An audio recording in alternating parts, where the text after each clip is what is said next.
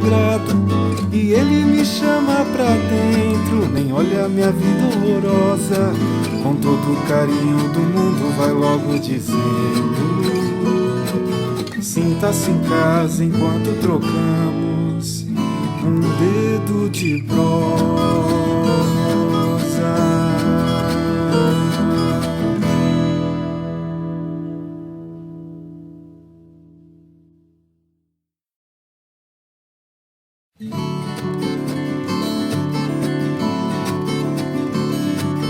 Venha, não se acanhe, se achegue pra dentro, se ajeite.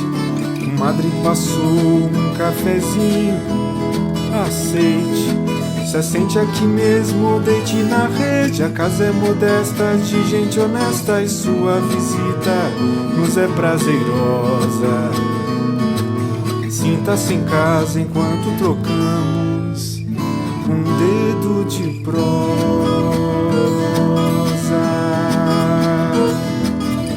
Não se espante, compadre, se lhe trato assim. É que o Deus que conheço faz desse jeitinho.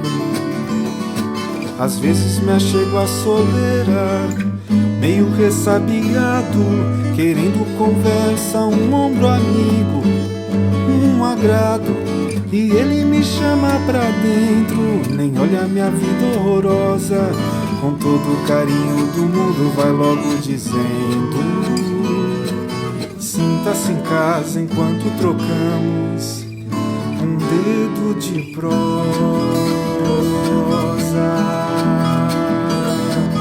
Venha, não se acanhe, se achegue pra dentro, se ajeite. Comadre passou um cafezinho, aceite. Se assente aqui mesmo, deite na rede. A casa é modesta, de gente honesta, e sua visita nos é prazerosa. Sinta-se em casa enquanto trocamos um dedo de prosa.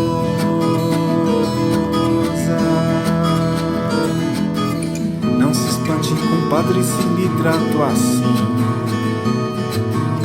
É que o Deus que conheço faz desse jeitinho.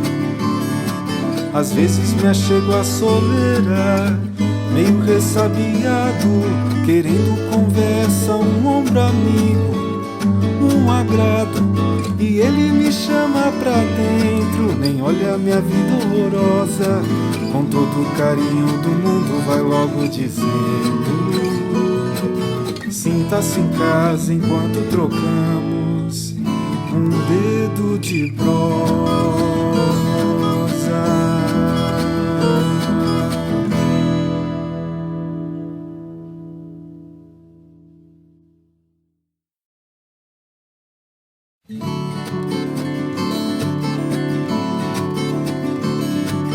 Venha, não se acanhe, se achegue pra dentro, se ajeite. Comadre passou um cafezinho, aceite. Se assente aqui mesmo, deite na rede. A casa é modesta, de gente honesta, e sua visita nos é prazerosa. Sinta-se em casa enquanto trocamos um dedo de prosa.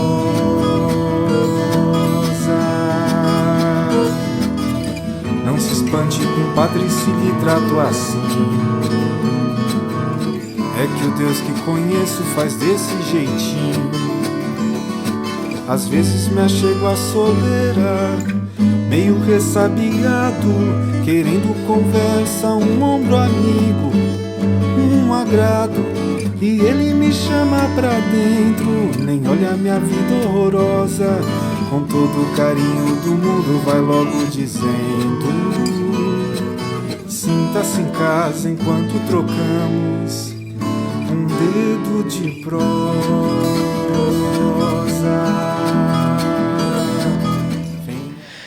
Boa noite, pessoal. Para quem está participando com a gente do Líderes em Prosa, esse é o encontro de número 40. É o último encontro dessa nossa temporada. Obrigado para vocês que aguentaram firmes e fortes até aqui. Pessoal que está acompanhando a gente de casa também. E hoje a gente tem o privilégio de receber, depois de um ano de agendamento, rapaz, a Thalita Brantes aqui com a gente. Boa noite, Thalita. Boa noite, tudo bem? Tudo jóia. É um privilégio mesmo ter você aqui com a gente. A Thalita é jornalista. Ela trabalha decidindo quais algoritmos o Facebook usa para sair na sua timeline, mas ela vai explicar isso depois. Ela trabalha na área de política, no site da revista Exame. No site, né?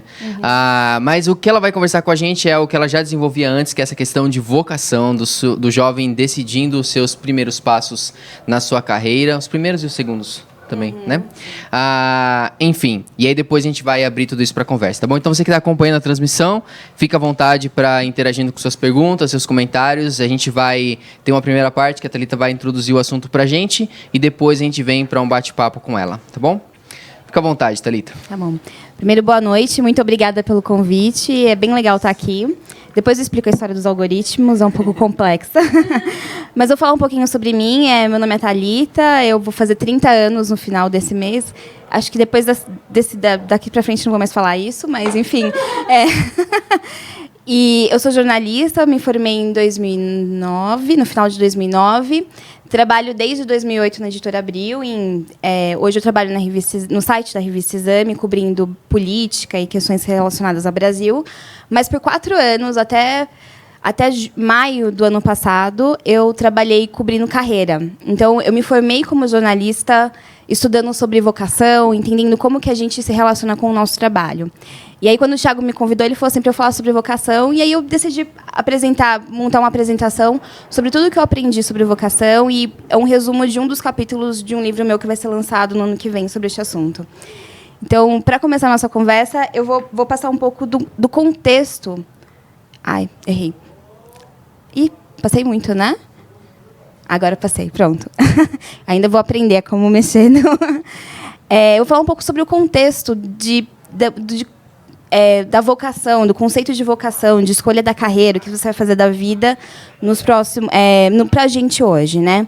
Primeira coisa assim, então, a maior parte das pessoas decide o que ela quer fazer da vida quando ela está terminando a adolescência. Então, quando ela tem entre 17 e 18 anos, que ela vai ter que prestar o vestibular, e lá tem um terrível campo que precisa ser preenchido, que é qual curso você quer cursar durante a faculdade. E só isso já é muito difícil. Então, você está no final da adolescência, você nem sabe ainda o que é vida adulta direito, e você tem que decidir o que você quer da sua vida. Então, isso já é um ponto de tensão na escolha da carreira, da profissão, na escolha daquilo para o qual você foi vocacionado. Mas eu acho que, talvez, alguns pontos hoje, no mundo em que a gente vive, enfim, tornam essa escolha um pouco mais difícil. Primeiro, as pessoas têm internet. Eu vou falar um pouco da minha experiência. Eu decidi ser jornalista quando eu tinha 13 anos de idade. Eu queria ser pediatra, astrônomo ou jornalista. Tudo a ver, exatamente. Aí eu fiz um concurso, eu participei de um concurso de redação, eu passei no concurso de redação e aí eu ia conhecer a Globo lá em Campinas, que eu sou do interior, sou de Americana. E eu falei, eu achei incrível, falei, nossa, as pessoas são legais, simpáticas, enfim, jornalistas nem sempre são legais, simpáticos, mas aquelas pessoas eram, eu falei, vou ser jornalista, eu gosto de escrever, vou ser jornalista, tem tudo a ver. E minha mãe me deu um livro. Naquela época, minha era professora, hoje ela sempre trabalhou com educação. Ela me deu um livro sobre profissões. Aí eu li no livro, não tinha internet, acho que na época eu tinha acabado de ganhar o primeiro computador em casa, tinha chegado, a gente só podia entrar na internet depois de sexta-feira, meia-noite, porque não tinha internet no celular. Mas aí não tinha tanto esse volume de dados que a gente tem hoje na internet. Então, eu tinha um livro, eu li aquele livro e falei, poxa, legal ser jornalista. Vou ser jornalista. Decidi isso aos 13 anos de idade. Hoje, a minha impressão, quando eu olho para os adolescentes da minha igreja, que estão tomando uma decisão semelhante, é que eles têm muitas... o volume de informações é muito grande, o número de opções também, de profissões. Então, assim... Eu tinha que ser jornalista, só que eu poderia, já que eu gostava de escrever naquela época, ter decidido ser blogueira de moda ou blogueira fitness. Acho que isso seria um pouco mais difícil. Moda também, mas enfim, blogueira de gastronomia, pronto. Talvez, mas assim, não, eu só tinha jornalista. Então, eu acho que isso já torna um pouco mais difícil a decisão. Então, você tem muitas informações disponíveis, você tem só 17, 18 anos e você tem que tomar uma decisão. Mas qual decisão tomar?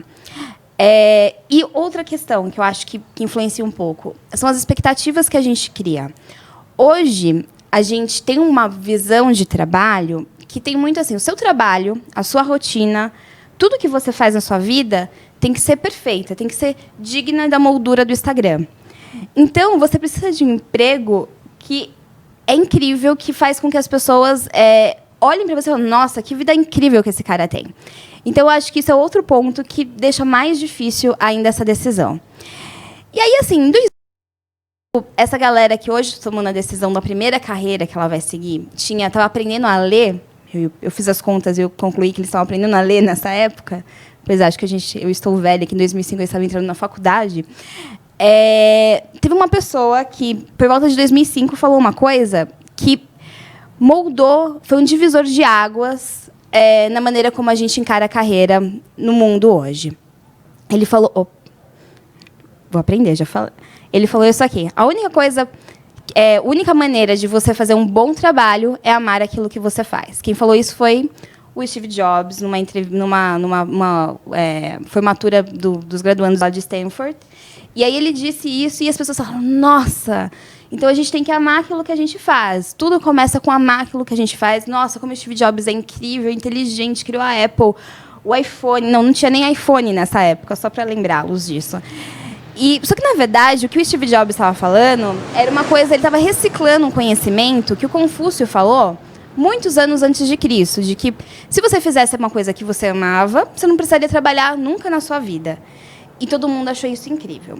Só que a minha interpretação é que o Steve Jobs, na verdade, estava interpretando um conceito que é dessa pessoa aqui, que eu não vou me atrever a ler o nome dele, Mihaly Csikszentmihalyi, que ele é um psicólogo húngaro. Tem um TED dele incrível na internet, vale procurar. E ele criou essa teoria do flow. O que é a teoria do flow? Ele começou a observar as pessoas, ele percebeu que algumas pessoas, quando elas faziam alguma atividade, elas entravam numa espécie de êxtase. O tempo passava, elas não percebiam que o tempo passava, elas ficavam muito contentes, muito plenas naquilo que elas faziam. E ele classificou essas situações como experiências de fluxo, ou um estado de flow, que é assim, você está numa situação de pleno envolvimento e satisfação com aquilo que você faz. E ele concluiu assim, ele olhando, analisando quando as pessoas chegavam nesse estado de flow, ele concluiu que isso acontecia quando as pessoas estavam trabalhando, fazendo o trabalho deles. Então, assim, com isso, ele endossou, ou o Steve Jobs endossava a teoria dele, de que você só pode fazer um bom trabalho quando você ama o que você faz. Quando você ama o que você faz, você não está trabalhando. Você está no estado de êxtase, em plena satisfação. E aí, quando eu fiquei pensando sobre esse estado de flow, e eu me lembrei do Piano Guys. Não sei se vocês já viram o Piano Guys. A gente foi... o meu noivo está aqui, tá? Por isso que às vezes eu fico olhando muito para esse lado aqui. Então, assim, a gente foi ano passado num show do Piano Guys, aqui em São Paulo. E foi incrível, assim. A maneira como eles tocavam... Eu toco teclado muito mal. E aí eu fiquei comparando quando eu tocava teclado na igreja. E como era, assim... Eu orava antes do culto começar para o pastor esquecer de chamar o coral para eu não ter que tocar. E eles estavam... os dois, né, não sei o nome deles, eles eram plenos, assim, quando a gente viu o show, assim, aquilo contagiou a gente, né?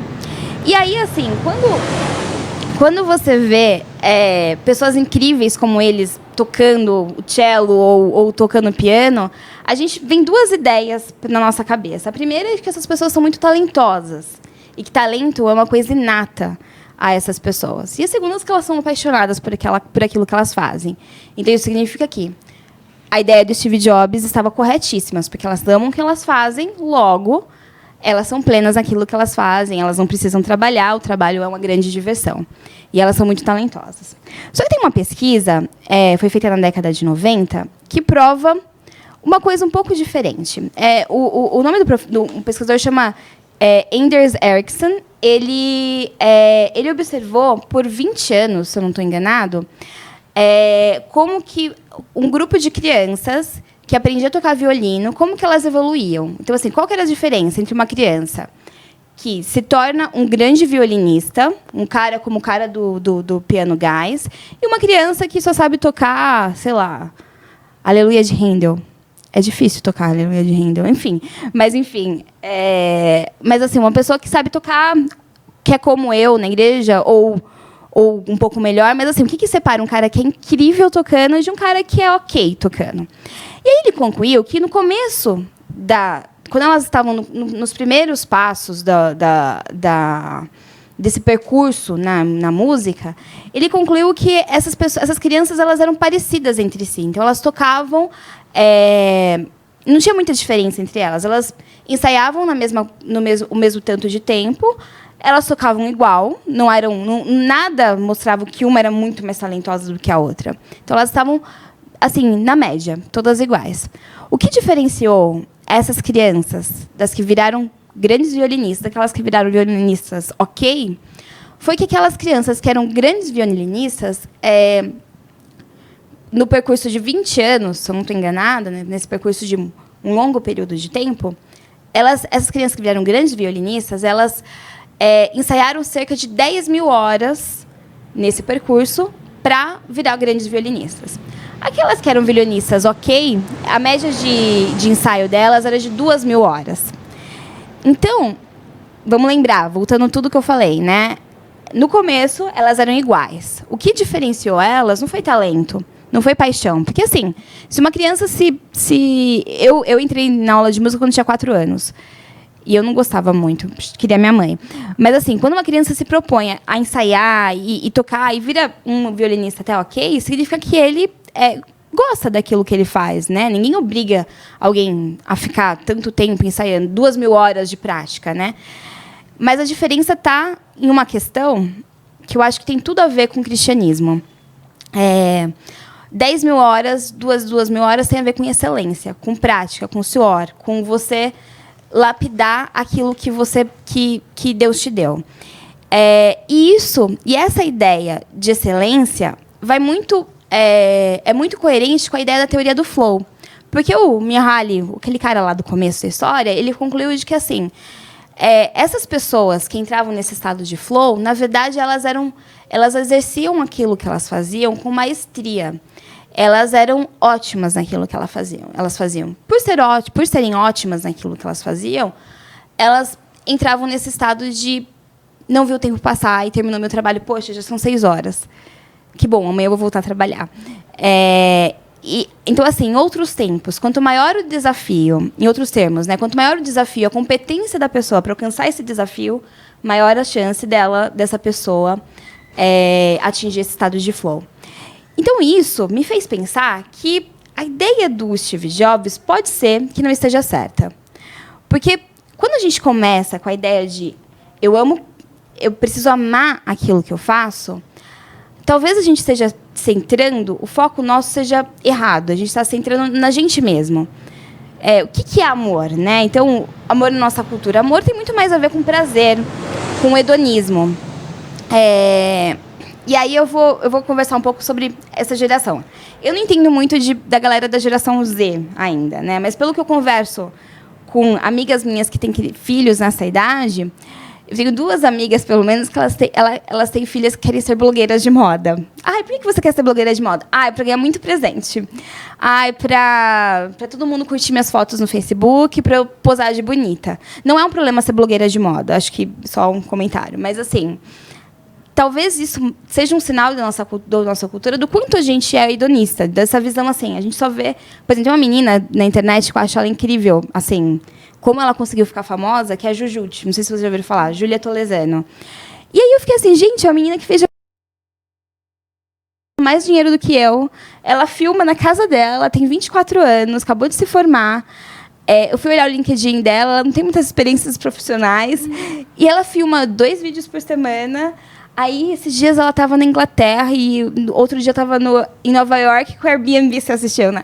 O Airbnb pagou para ela ir para Nova York. Tipo, nossa, entendem o que eu tô querendo, aonde eu estou querendo chegar? Assim, lágrimas, exatamente. E eu acho que essas são as referências que talvez essa geração que está vindo aí, ou que está, não sei se talvez as pessoas estão tomando decisões de carreira agora ou que vão tomar no futuro, talvez essas sejam as visões que elas tenham. Mas tem umas coisas que também permeiam a minha geração. A minha geração é uma geração que acredita que, a minha meta é ser feliz. Então, eu tenho uma colega da minha classe que o trabalho dela é viajar o mundo. É incrível, as fotos são maravilhosas. Ela passa vários perrengues, mas...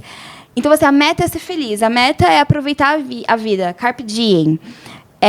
A meta é trabalhar no Google, no Facebook, num lugar que é colorido, que tem uma mesa de sinuca lá no meio e no meio do expediente eu vou lá jogar, né? Enfim. Só que eu questiono se quando a gente se baseia nesse tipo de visão, a gente está tomando decisões de carreira acertadas.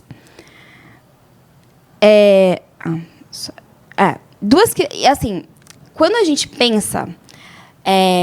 então, quando a gente começa assim, o questionamento da vocação começa em fazer o que você ama. Então, assim, eu amo primeiro. Então, eu gosto de escrever.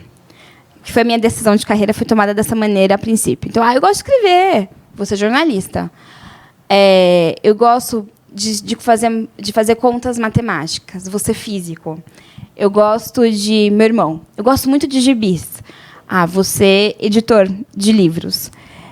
Quando a gente toma esse tipo de decisões, algumas questões a gente tem que pensar. Quando a gente pensa na lógica do Steve Jobs, de faça o que você ama, então você vai fazer um bom trabalho, primeiro a gente tem que entender qual que é a definição de amor que a gente está falando. O que é amor? Amor na nossa cultura tem a ver com prazer, com eu sendo satisfeito, eu sendo feliz. Só que amor, se a gente for pensar bem, amor exige renúncia. Amor esse desprendimento. Se a gente for pensar no amor de Deus. O amor de Deus por nós é Jesus deixando a glória, se esvaziando dele mesmo para morrer numa cruz. Isso é amor.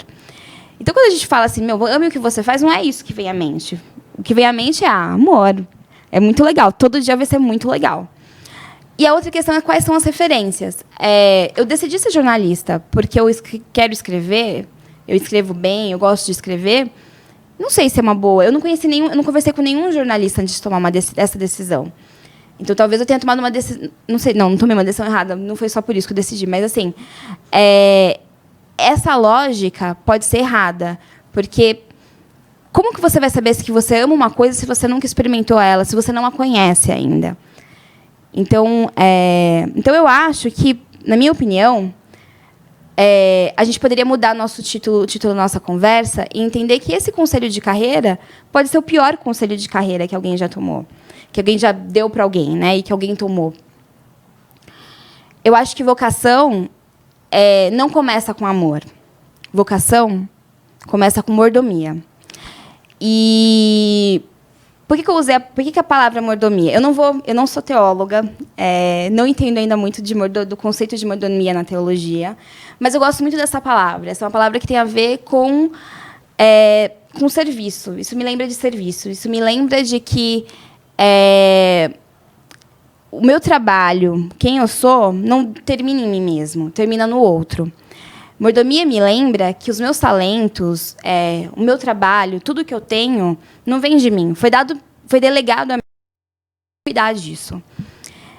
Então, por isso, eu acho que, assim, talvez, em vez da gente começar com a ideia de faça o que você ama, a gente deveria começar com a ideia de serviço, com a ideia de mordomia. E aí, eu chego... Eu vou apresentar agora 2 visões e 3 critérios sobre essa ideia de mordomia e serviço. O primeiro é de um livro chamado The Startup of You, que é do cara que criou o LinkedIn.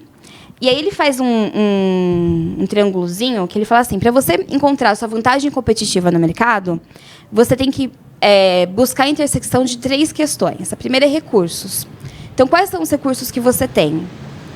Quem é você hoje? Né? Quais são seus talentos?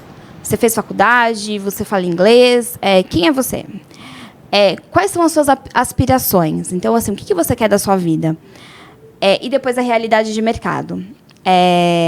Então, é na intersecção desses 3 pontos. Então, assim, é como se você tivesse 3... Eu não consegui fazer isso no PowerPoint, mas eu vou tentar desenhar na minha mão. Então, assim, é como se você tivesse 3 circulozinhos que eles se unem. Então, você vai lá. Então, meus recursos. Vamos lá, eu sou jornalista. Então, eu escrevo bem, eu gosto de ler, sei lá, gosto de fazer entrevista. Aí, minhas aspirações. Eu quero, daqui 2 anos, trabalhar só 8 horas por dia, não trabalhar 14 horas por dia.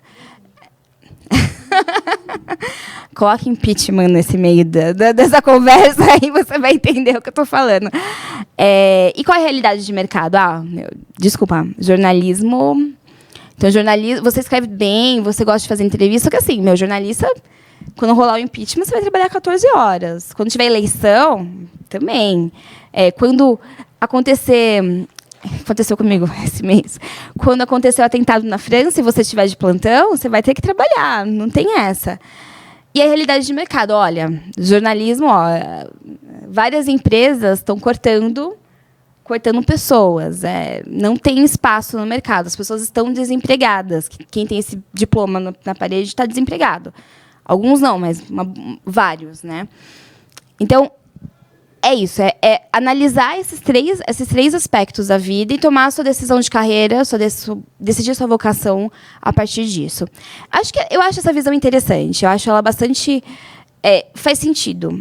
Ela é muito prática, muito americana, acho que a vida não é tão simples, não é tão fácil responder essas questões, mas acho que ela dá um norte, eu acho que a questão, assim, dá um certo norte, né? Então, a pessoa quer viajar o mundo... quer ser blogueiro de viagens e viajar o mundo. Só que, assim, ele, primeiro, não escreve bem, então não vai dar para ser blogueiro. E quer ganhar muito dinheiro. Não vai ganhar muito dinheiro. Né? Você vai ter que, às vezes, dormir no hostel. Enfim, ou de graça na casa de alguém.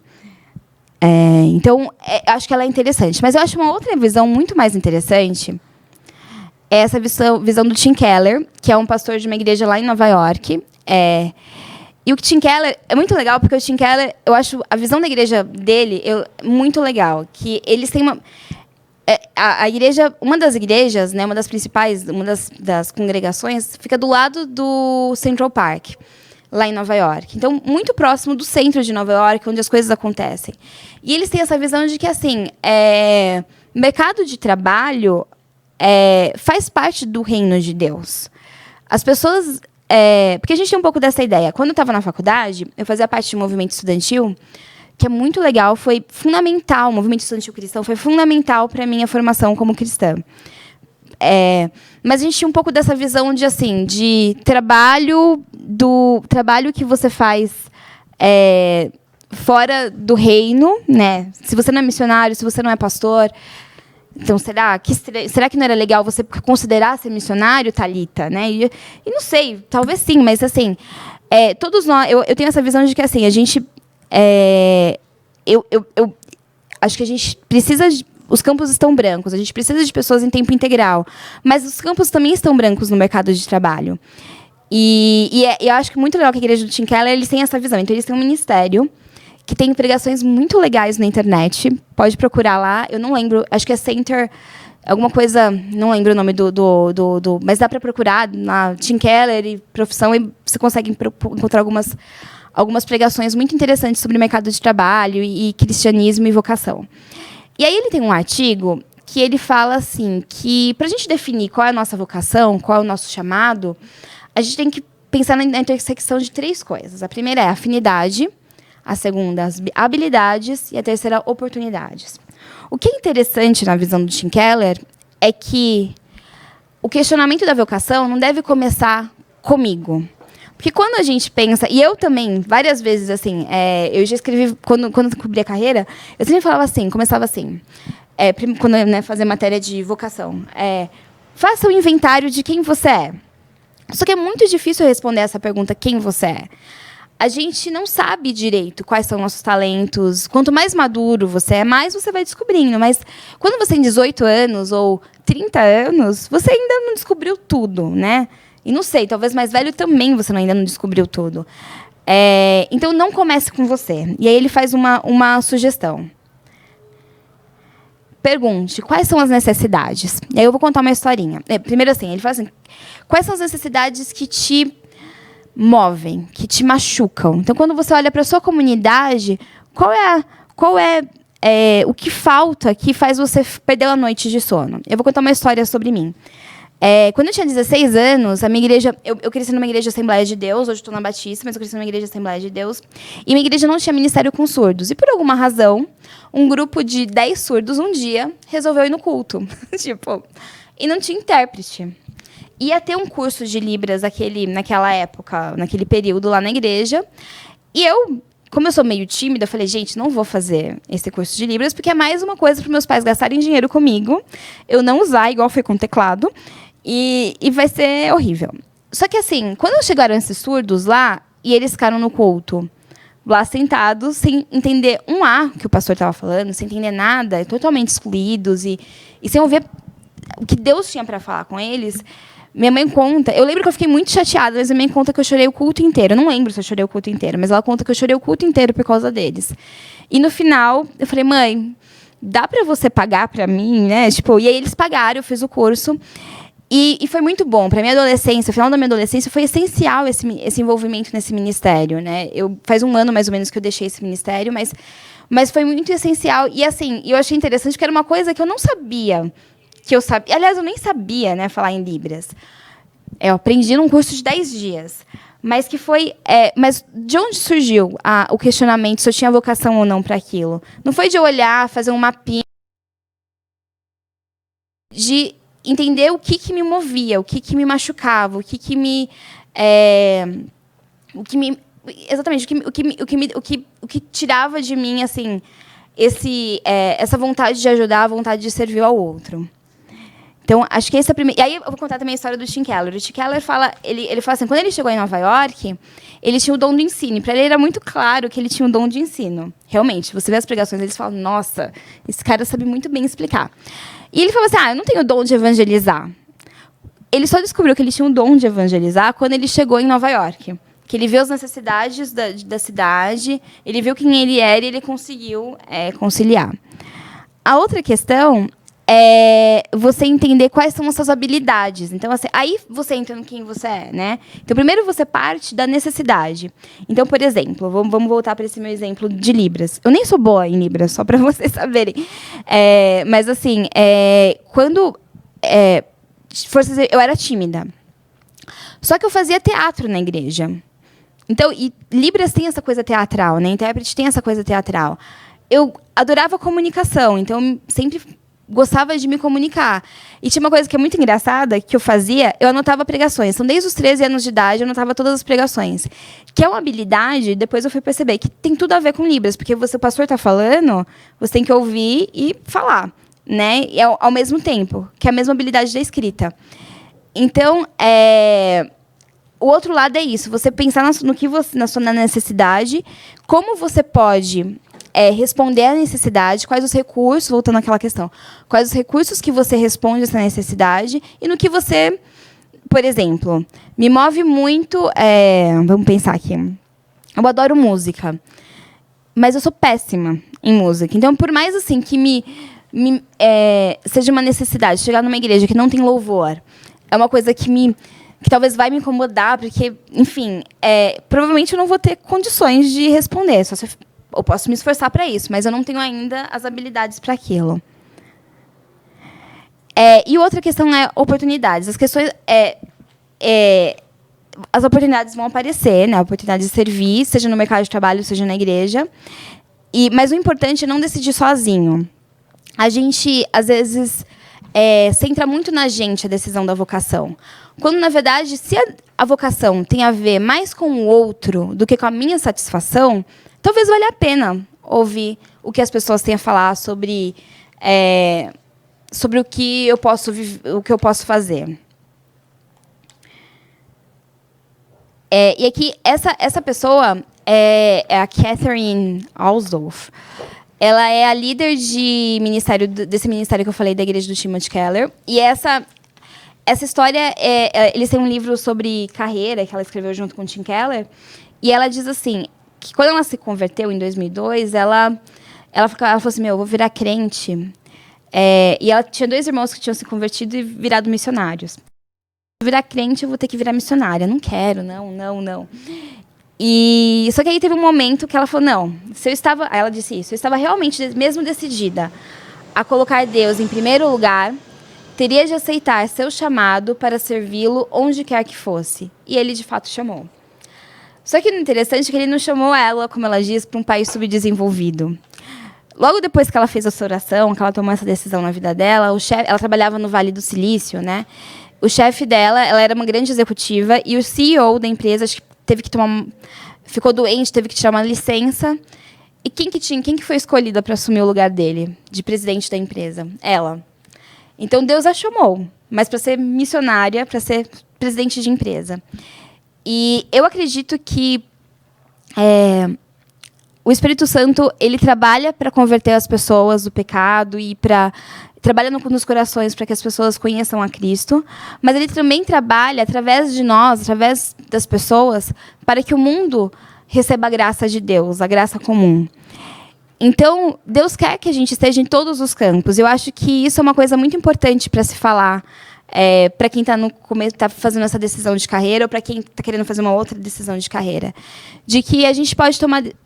O que a gente tem que sempre pensar é como isso vai glorificar a Deus. Eu tenho umas questões extras. Vocês preferem? Posso fazer? Então, eu tenho uns conselhos extras, que são conselhos que eu acho que são essenciais para essa fase da vida, quando você está decidindo o que você vai fazer, que tira um pouco do peso. O primeiro conselho é: a decisão de carreira que você faz aos 18 anos não é para a vida toda. Provavelmente a gente vai viver muitos anos. Eu fiz uma matéria recentemente que parece que em 2050 a gente vai ter 1 milhão de pessoas no Brasil com mais de 100 anos. Hoje, se eu não me engano, não chega a 5 mil. Eu acho que eu estou ainda chutando alto. Deve não ter nem 5 mil pessoas que têm 100 anos no Brasil. Mas o que eu estou querendo dizer com isso? A gente vai viver muito. Então, a perspectiva é que a gente viva muito mais do que nossos avós viveram, muito mais do que nossos pais vão viver. Isso significa que a gente vai ter muito tempo para ter uma carreira, 2 carreiras, 3 carreiras. Dá tempo de se reinventar. A decisão que a gente toma aos 18 anos de idade não define nossa vida para sempre, até a eternidade, não. Essa é uma parte da nossa vida e ela pode mudar, porque nossos interesses mudam. Então, talvez faça muito sentido aos 20 anos eu trabalhar num lugar que você tem que trabalhar muito, mas talvez não faça tanto sentido depois que você tem filhos, por exemplo. Talvez não faça sentido. Talvez a gente muda, né? A gente vai crescendo e então é bom que a gente mude também, a nossa carreira mude também. Então, acho que isso tira um pouco do peso. Então, assim, você não precisa acertar de primeira, né? A outra questão é que a gente tem que permitir o erro. O erro na decisão de escolher a carreira e os erros que a gente vai tomar durante a vida profissional, enfim. E olhar para isso com graça e aprendizado. E a outra questão é: esteja pronto para frustrações. Mercado de trabalho não é feliz sempre. Mesmo quem trabalha no Google e é tudo bonitinho, coloridinho. E fizeram até um filme ano passado de uns caras que iam lá trabalhar como estagiários no Google. E você fala: gente, que lugar incrível. Você tira a soneca no meio do expediente. Que maravilhoso. Não, mas assim, todo trabalho tem frustração. Tem dias que você fala: gente, o que eu estou fazendo aqui? Tem dias que você fala: nossa, é para isso que eu fui criada.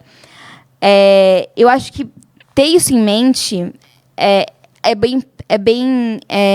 tira também um pouco do peso com que a gente olha para a vida, olha para os dias que passam. E, basicamente, é isso que eu tinha para falar. Acho que agora a gente pode começar a nossa prosa.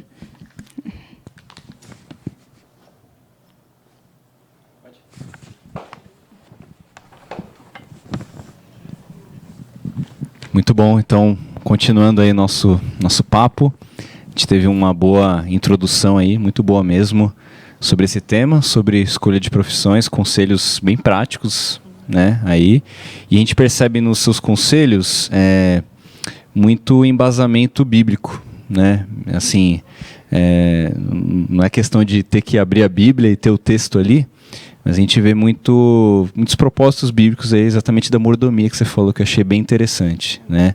Então, acho que talvez alguns que estavam assistindo aí, não aqui, mas, enfim, a gente está transmitindo, viram Steve Jobs ali no começo, viram a frase, a nossa primeira tendência é: nossa, que frase sensacional, tá certo, eu tenho que fazer o que eu amo mesmo, infeliz. eu tenho que ser feliz e tal. A tendência natural nossa é essa, né? Mas depois de uma segunda observação, realmente, não é bem assim, né? Eu tenho que fazer, a minha vocação, o meu trabalho é para servir o próximo, servir a Deus. E aí isso vai me levar a fazer amar as coisas. Não quer dizer que eu não amo, né? Tem que ter o amor, senão vai ser algo só por responsabilidade, né? Mas primeiro é o próximo. Então é bem importante ser colocado isso daí. Eu fiquei pensando muito nessa... A gente já conversou aqui várias vezes sobre essa coisa do caráter, né, da pessoa. Até no último que a gente falou sobre isso. Você falou que tem pouco contato com a geração Z. Eu tenho muito, que é a geração que a gente convive. E assim, pega a tendência da nossa e multiplica, assim, eleva, na verdade, a 10ª potência. Porque se a gente já foi criado um pouco, né, nesse ambiente de... Filho, você tem que ser feliz. Essas crianças, elas estão sendo criadas... E os adolescentes, né? Muito mais nessa ideia, assim, você tem que fazer aquilo que te dá prazer, aquilo que você chamou, né, do hedonismo. E mais, assim, qualquer coisa que atrapalhe isso é visto como algo a ser retirado do caminho por outra pessoa. Então, se você hoje tem um problema no seu trabalho, você tem que lidar com isso, você tem que enfrentar, você tem que... E essas crianças, elas estão sendo, e os adolescentes, vivenciando um mundo que, assim, não, minha mãe vai resolver isso aqui, meu pai vai vir e brigar com todo mundo porque isso está me deixando chateado e tal.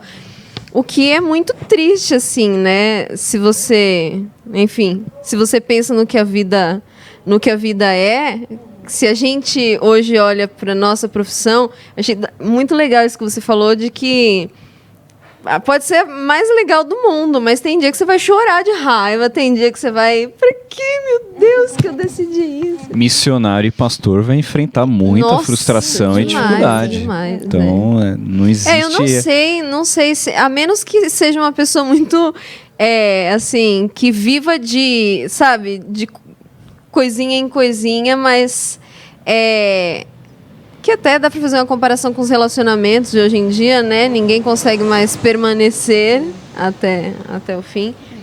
Mas eu acho isso muito importante, isso que você falou, porque a ideia realmente... Até quando você começou, eu achei que você ia tratar mais do lado encontre-se e tal.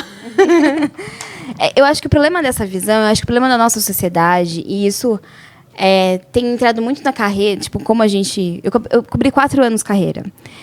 E é tudo assim, tudo é eu. Tudo é voltado para o eu.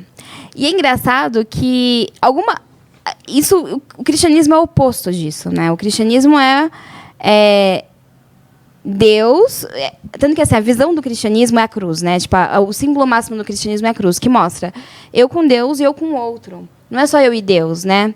Não é só uma relação do eu olhando para Deus e que Deus fala, não, eu vejo Deus no outro e eu mostro Deus para o outro. Eu estava lendo um texto do John Piper hoje de manhã, que ele fala assim, que a gente é como se fosse fractais que refletem a glória de Deus. Mas sem a glória de Deus, a gente não é nada, a gente é transparente, né? O fractal lá, sem a luz que passa por ele é uma pedrinha.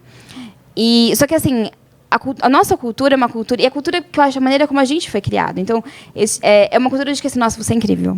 Você é maravilhoso. Sem te interromper, já se interrompendo, você já viu aquele artigo Por que a geração Y está infeliz? Os profissionais. Sim, já vi. É muito legal, Sim. porque ele mostra bem isso, né? Essa expectativa gigantesca de uma felicidade, uma plenitude, que não é uma plenitude de... eu estou vivendo para fazer aquilo, para cumprir minha vocação. Eu estou vivendo para ser feliz. Exato. E como é muito ilusório, o nível de frustração é muito grande também, né? Sim, sim. E assim, acho que uma questão da geração Y, embora, às vezes eu fico pensando assim, eu adoro o termo geração Y. Até porque o termo, você coloca geração Y em qualquer título, tipo título de assim, eu trabalho com internet, dá muita audiência. As pessoas amam esse termo. E eu acho legal, eu gosto, eu olho para as características, e eu sou tipicamente geração Y, eu nasci no meio da década de 80. E várias coisas da geração Y eu falo, poxa, eu sou assim. Mas, assim, mas a questão da geração Y, que é uma geração que foi... primeiro, assim, ela foi ensinada que ela era muito boa e ela sempre ia ser melhor em tudo. E eu vejo um pouco disso em mim, por exemplo. Então, assim, minha mãe é professora, né? Quando eu estava na primeira série, engraçado, minha mãe me ensinava a lição uma semana antes. Então, assim, estava todo mundo no BA, eu estava já no CA, sabe? Então, assim, eu aprendi a ler um pouco antes dos meus amiguinhos. Então, eu era a menina mais inteligente da sala. E isso, não que eu tô, gente, mas é graças aos meus pais, assim, basicamente, e a Deus, mas, assim... E é muito estranho quando você chega no mercado de trabalho e você vê que você não é a melhor pessoa da face da Terra e que tem outras pessoas que são muito melhores do que você. E é muito frustrante. E eu vejo, às vezes eu vejo até em relação a mim, eu falo, poxa, que agora eu estou cobrindo política. Quando eu cobri a carreira, era muito, como era uma coisa assim, que é um tema que eu gosto muito de política também. Só que política, gente, eu tenho que concorrer com todo mundo. Com todo mundo. Porque todo mundo tem uma opinião sobre política. Eu tenho que concorrer com jornalistas que cobrem política há 20 anos. Com jornalistas que viram o Collor cair. Eu não lembro do Collor caindo. Eu só lembro da empresa Fantasma, que eu tinha medo disso quando apareceu no Fantástico. Então, eu não lembro. E, assim, essas pessoas viveram aquilo. Então, elas têm referências. Evidentemente, elas estão muito mais preparadas... Que meu chefe não ouça isso. Mas elas estão muito mais preparadas do que eu para cobrir. E é uma frustração. Às vezes eu viro para o Eric e falo, ai, amor... Nossa, como é difícil. Eu estou apontando, ninguém está vendo, gente. Ele é muito bonito. Tá? Eu falo assim, nossa, eu sou muito ruim no que eu faço. Muito vermelho. E eu fico... E é um pouco disso. Eu acho assim que é muito... E eu acho muito bom que isso aconteça, porque coloca a gente no nosso lugar. E eu acho que... E a gente, como cristão, a gente tem que lembrar disso, que, assim... Quem a gente vem de Deus. Acho que esse é o primeiro ponto. E por isso que eu acho errado a gente começar na gente mesmo, né? Porque se quem a gente vem de Deus... eu vou contar uma história rapidinho. Eu perdi minha audição em 2013, por uma semana. E aí eu entendi o que Jó falou com... Deus me deu, Deus me tirou. Bendito seja o nome do Senhor. Eu lembro que ele falava, Thalita, não, Deus vai voltar. Sua audição vai voltar. E eu falava assim, não. Eu estava muito triste, porque eu não ouvia. Eu fiquei sem ouvir nada. Um dos meus ouvidos parou por uma série de razões, enfim. Eu parei de... Ainda bem que eu falei. Então, quando eu descobri, eu fiz uma piada desse tipo e todo mundo pensou que a Thalita tá com o ouvido tampado. Não, eu estava surda e ninguém entendeu no começo que eu estava realmente surda. Mas, assim, e eu acho que isso também tem a ver com profissão também. Só que a gente está muito... A nossa geração, e eu acho que a geração Z também... e acho que os outros... Eu fico pensando, olha o meu priminho que tem 8 anos, eu fico pensando, gente, como que essa criatura vai ser quando estiver no mercado de trabalho? Né? Porque, gente... É 10 mil vezes mais, acho que a gente viveu, que a geração Z vai estar vivendo, né? Mas, assim, da mesma forma que Deus me deu minha audição, e Ele pode tirar a hora que Ele bem entender, Deus me deu minha saúde, Ele pode tirar, se Ele quiser tirar agora a minha vida, Ele pode tirar, se isso for glorificá-lo, isso pode acontecer. A mesma coisa com o nosso sucesso. E eu acho assim, que a nossa geração é a geração que tem... Quais são os referenciais da nossa geração? Steve Jobs, né? Agora ele morreu, não é mais ele tanto, né? Mas, sei lá, Mark Zuckerberg, que é o cara que, tipo, com 19 anos, gente, 19 anos, ele foi lá, dizem que roubou a ideia de uns caras, criou uma rede social, junto com o brasileiro, com o Eduardo Saverin, roubou a ideia dos caras, criou uma rede social que fazia bullying com meninas. Vocês lembram que o Facebook surgiu com o Mark Zuckerberg fazendo assim, dando notas para meninas, né? E virou o que é hoje, né? O cara, a filha dele nasceu e ele fez um golpe de marketing com o nascimento da filha. Tipo, ele vendeu tudo bem, é bonito você vender as ações para caridade, mas, gente, enfim, não vamos criticar Mark Zuckerberg, mas o que eu tô querendo... Vai que eles não têm emprego, né? Eu fico brincando. Mas, assim, essas são as nossas referências, né? As nossas referências... Eu falei a história da blogueira de moda, que eu achei muito engraçado, que esses dias eu descobri que as menininhas de 10 anos, 10, 11 anos, elas têm vlogs agora. É verdade? Olha, não sei. Eu sei que elas chegam pra mim e falam assim, eu quero ser um youtuber. Não, é YouTube. Não. com R mesmo, é o profissional do YouTube. Eu falei, tá, e o que faz um profissional do YouTube? Você grava vídeos sobre assuntos diversos e você posta e você ganha dinheiro com isso. Aí elas viram pra mim, como a gente ganha dinheiro fazendo isso? Eu falei, olha, eu não faço a menor ideia, deve ter um esquema lá, mas... Mas isso é uma outra questão. Que é a questão da rapidez também, né? Então, assim, você faz, por exemplo, vou usar de novo o da Jujute. Ela fez um vídeo, ela tem uma pegada um pouco feminista, enfim, e ela fez um vídeo sobre relacionamentos abusivos, que era Não Tire Meu Batom Vermelho. Aquilo bombou e ela ficou muito famosa com aquilo. Ela foi no programa do Jô esses dias e os hackers foram lá e derrubaram a página dela. Isso fez ela ficar mais popular ainda, enfim. Mas, assim, é muito rápido. Ela começou... Eu fui procurar o primeiro vídeo dela. Começou o primeiro vídeo dela, sei lá, há 1 ano. E ela já está indo para Nova York. É que a história de Nova York, do Airbnb, não engoli. Foi difícil, né? Ainda tá pesando no coração. Dá para perceber. Tipo, exatamente. E, assim, tem outras questões também. Assim, acho que também tem, assim, de você sempre querer mais. As crianças, os adolescentes da minha igreja... Esses dias eu estava vendo nas redes sociais. Eles são lindos, os adolescentes da minha igreja. Só que a minha meta de vida, na minha igreja, no meu contexto da minha igreja, quase ninguém na minha geração fez faculdade. Tipo, meus amigos, assim, das meninas, meninos faziam, mas da minha igreja, as meninas, naquela época, foi eu e mais 2 meninas, uma que é a mulher do meu primo, que fizemos faculdade naquela época. Depois, hoje, assim, as meninas mais novas fizeram e as meninas da nossa idade acabaram fazendo depois. Mas eu lembro que, assim, fazer faculdade... no meu caso, eu vim para São Paulo, saí do interior e vim para São Paulo estudar. Já foi assim, nossa... Que vitória, né? Para minha família, quando eu passei no vestibular, nossa, que legal. A meta dos adolescentes de alguns, não todos, né? Dos adolescentes da minha igreja é estudar no exterior. Com 19 anos, com 17 anos, eu nem tinha andado de avião ainda. Tipo, eu fui andar de avião pela primeira vez, nas minhas primeiras férias depois de formada, quando eu juntei dinheiro suficiente para viajar. Então, assim, eu acho que também... Tudo bem, isso muda, depende do contexto, né? Mas, assim, a gente cada vez mais... a régua sobe. E eu acho, assim, as redes sociais... Eu sou bastante crítica com redes sociais, embora eu fique nelas o tempo todo, eu dependo delas para fazer meu trabalho. Existe essa coisa de você... a sua vida nunca está boa, porque a vida do outro sempre é mais bonitinha. E aí eu achei muito legal uma frase que eu vi hoje no Facebook... falar, mas assim, a grama do vizinho é mais verde, mas pode ser de plástico. Só que a gente não vai saber que é de plástico, a gente não vai lá testar. Tem filtro. Tem filtro no Instagram. Exatamente. Então, assim, a gente fica... E eu acho que isso impacta muito a nossa geração. E, às vezes, me impacta muito também. Que eu falo, gente, eu deveria estar ganhando prêmios de jornalismo. Enfim, né? Tô fazendo isso é muito legal, né? Porque, assim... Muito legal, não. É muito trágico. É legal você trazer isso. Porque, assim... tem-se a ideia de que todo mundo vai ter que ganhar o prêmio de alguma coisa.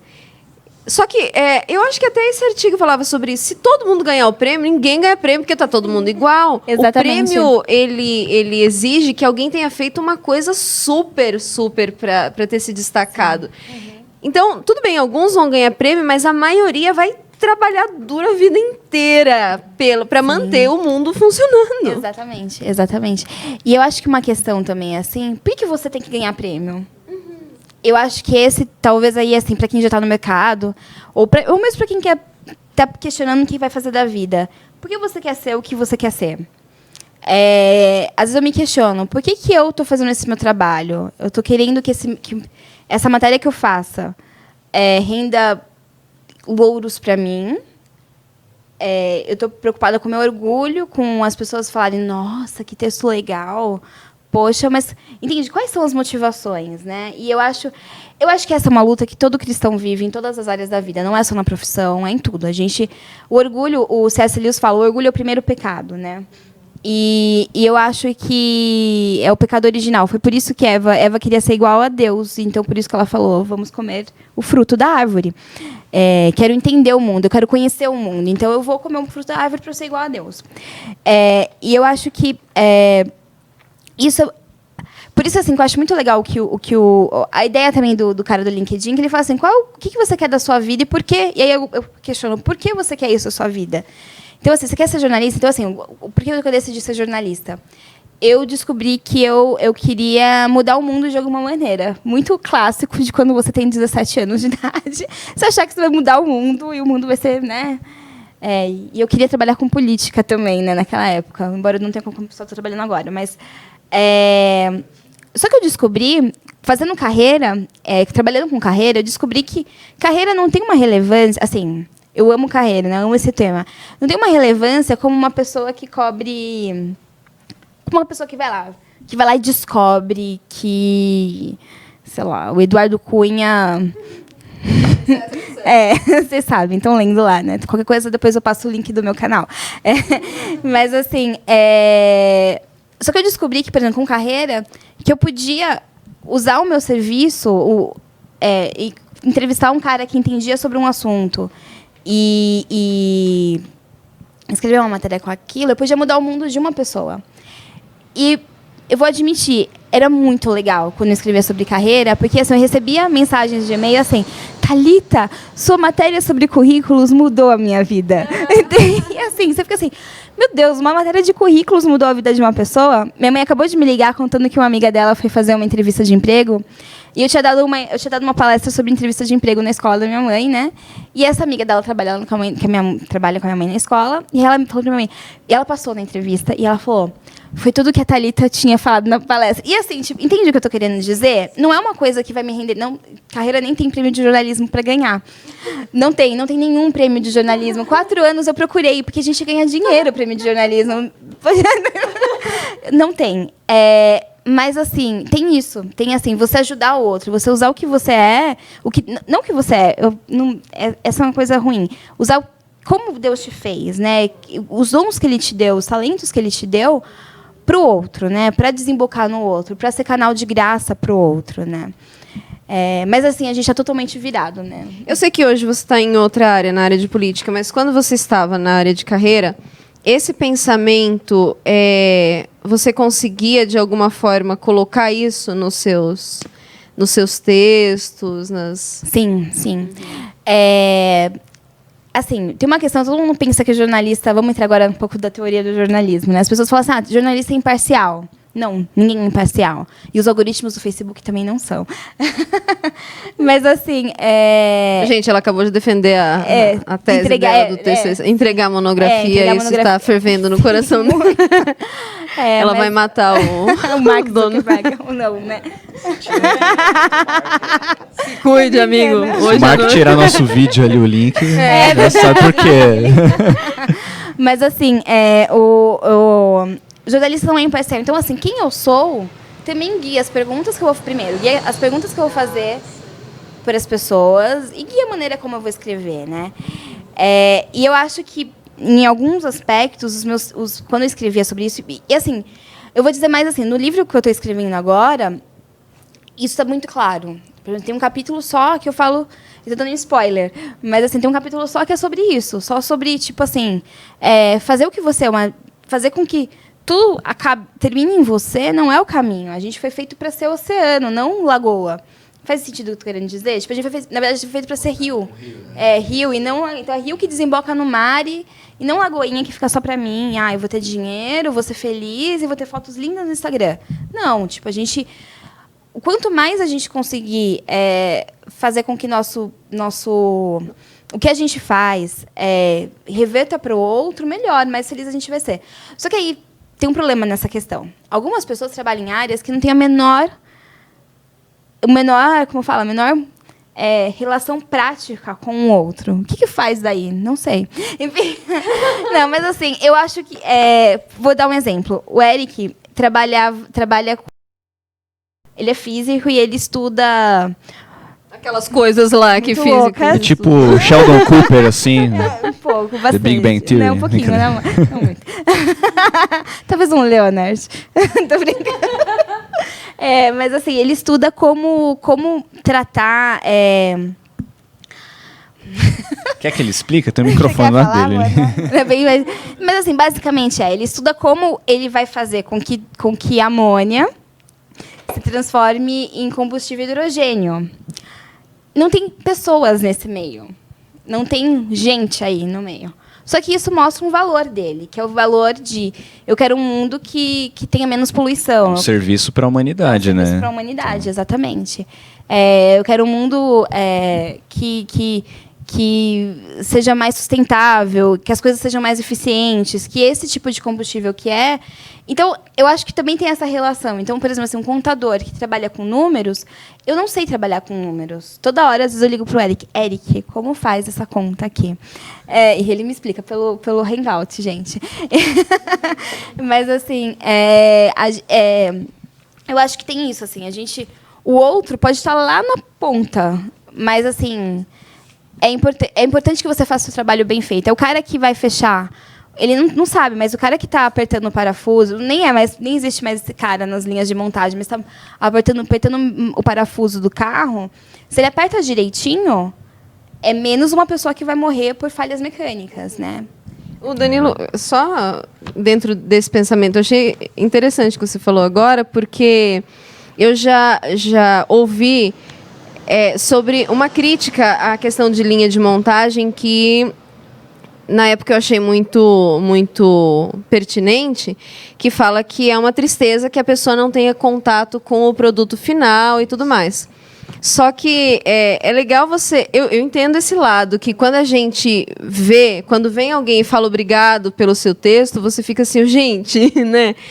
Mas quando eu não trabalho também, pensando um pouquinho no todo, quando eu trabalho pelo todo, quando eu sei que no final vai ficar um carro pronto, tudo bem eu só apertar aquele parafuso, eu não preciso estar lá fazendo o carro todo ou pintando o final dele para eu achar que o meu trabalho teve valor. Se eu olho de cima, eu faço parte de um grupo de pessoas que estão trabalhando para que aquilo aconteça e para que outras pessoas sejam ajudadas, né? Sim, sim. Isso me fez lembrar um pouco. A gente teve um outro evento aqui do Sinjo, que é o Fé na Facu, no começo do ano. E o pastor Heber Campos Júnior, ele comentou, falando sobre vocação mesmo, foi o tema dele, ele comentando sobre esses testes vocacionais, né? Então lá, que no teste vocacional nunca dá que você vai ser jardineiro. Sim, nunca vai dar que você vai ser lixeiro, que você vai ser auxiliar de limpeza, que são profissões que as pessoas não almejam, acabam caindo lá por necessidade às vezes, né?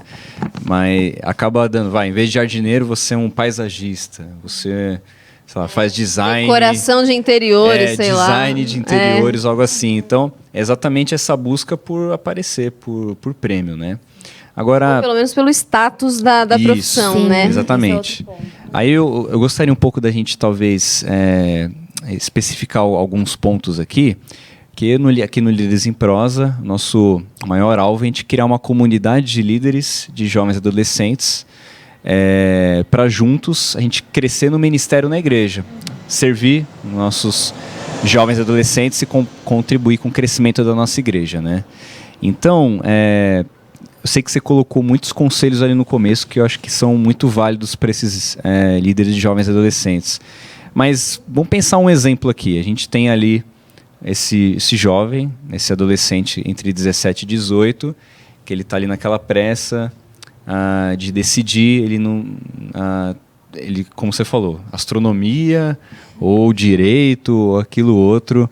E a gente, de líder de jovem e adolescente, acaba sendo muito perguntado por eles o que fazer, né? Às vezes mais do que os pais até, né? Algo para ser corrigido. Mas nessa pressa aí de decidir, de dúvida, para esse jovem que está com 18 anos e os pais estão lá, você tem que trabalhar, você tem que decidir, não dá para eu pagar tudo para você, nisso que existe, né? Que na minha época, que não é tão longe deles, já com 14, 15 eu já tinha que trabalhar, né? Não era com 18. Agora é 18 que os pais estão segurando os filhos para trabalhar, olha lá, né? Olha lá. E eu não acho isso tão bom. Eu acho que... Enfim, mas eu tô sendo, né? Tô querendo Não, acho fazer que um você tá anacronismo certo. aqui, Não, sei acho lá. que tá Enfim, mas aí porque o meu pai, ele vai falar contra mim que com 9, 10 ele já trabalhava. Sim. E aí vai esse negócio, né? Então, mas o que falar para esse jovem que tá nessa dúvida? Os pais estão forçando... Todo mundo perguntando o que vai fazer, os amigos já estão decidindo. O que você comentaria assim para eles? Eu acho muito legal aquela intersecção aquele diagrama, que a gente não desenha o diagrama porque eu não sei fazer isso, mas assim, a ideia do Timothy Keller. Eu acho que aquilo Porque, assim, que ele... Acho que é a combinação daquelas duas questões. Então, a primeira questão é... Vou falar, então, de novo do... Acho que é bom... Acho que posso até pôr na tela, né? Dá para voltar? Dá, né? Deixa eu ver. Ih, o que eu fiz? Acho que foi no começo? Não, Não, na aqui, área de trabalho, né? Só do F5? Desculpa, gente. Tecnologia.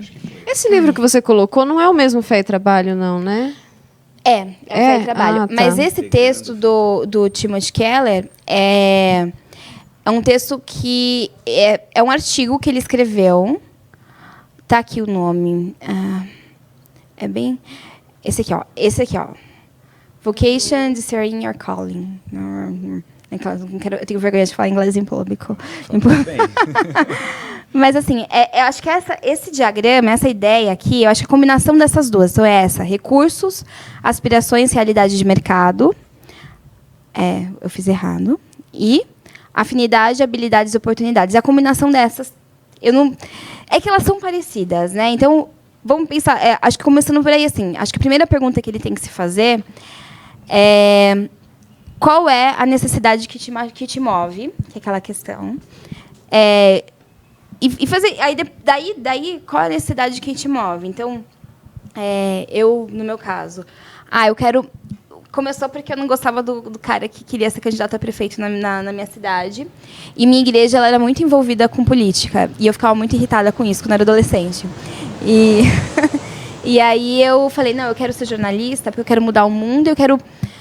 fazer de um jeito que as igrejas não se misturem mais com políticos corruptos como esse cara. Eu acabei de ver que justamente esse cara, hoje eu li no jornal, ele sugeriu, nessa crise que a gente está na Assembleia Legislativa de São Paulo, para ter aumento de cargo, número de pessoas. Ou seja, você estava certa. Só falta você acabar com a carreira dele. Mas acho que hoje eu não tenho mais tantas essas aspirações. Mas, assim, era a minha aspiração com 17, 18 anos. Então, era o que me movia, o que me... né? E aí eu juntei com as minhas habilidades e com oportunidade. Mas, assim, por exemplo, oportunidade, na época, eu não tinha nenhuma, né? Tanto que, assim, quando eu terminei a faculdade, eu tinha certeza que eu não iria arrumar emprego na área. Eu tinha certeza que eu ia voltar para a Americana e ia trabalhar em qualquer outra coisa, menos em jornalismo. E em Americana tem muita loja. Eu tinha certeza que ia trabalhar em loja. E tudo bem trabalhar em loja, mas assim, eu tinha certeza que eu não ia conseguir. Porque, assim, todo mundo... Eu fui andar de avião pela primeira vez com 24 anos, como eu contei para vocês, né? E jornalistas, geralmente, são pessoas que moraram fora. Eu nunca morei fora, até hoje, né? E isso eu falava assim, gente, nunca vou arrumar emprego. E realmente, todas as pessoas com quem eu trabalho, que são meus repórteres, a maior parte, não todos, moraram fora. Eu nunca morei fora. Eu falava, gente, não tem espaço para mim no mercado. Mas, assim, não tinha oportunidade na época, mas tinha conversa com as pessoas. Então, meus pais falavam, Thalita, não seja jornalista, porque você vai ter que ir para São Paulo. Então, meus pais não queriam que eu fosse jornalista no primeiro momento. Eles deixaram eu testar. E, graças a Deus, deu certo. Né, eu passei no vestibular, depois de um ano de cursinho. Mas eu acho que a questão está aqui, em você pensar... Mas eu posso ser muito sincera? Nessa fase, é um pouco de tiro no escuro. Então, você não acha que é uma idade que ainda é muito cedo para a pessoa Deve definir? se dar o tiro no escuro? Essa é a pergunta. Deve se esperar um tempo? Então, eu acho assim que... Eu não sei. Eu vou ser muito sincera, não sei. Por uma questão. Porque eu acho que as pessoas... Talvez valha a pena, porque você não sabe também se você vai... Por exemplo, meu primo. Eu tenho um primo que acabou de entrar no vestibular. Ele é muito bom de desenho, ele era péssimo em matemática. Péssimo em matemática. Por questões de mercado, ele decidiu fazer engenharia de telecomunicações, que é a engenharia mais difícil que existe. Disseram para mim, não sei. Mas eu acho assim que vale a pena tentar. Talvez você descobre que...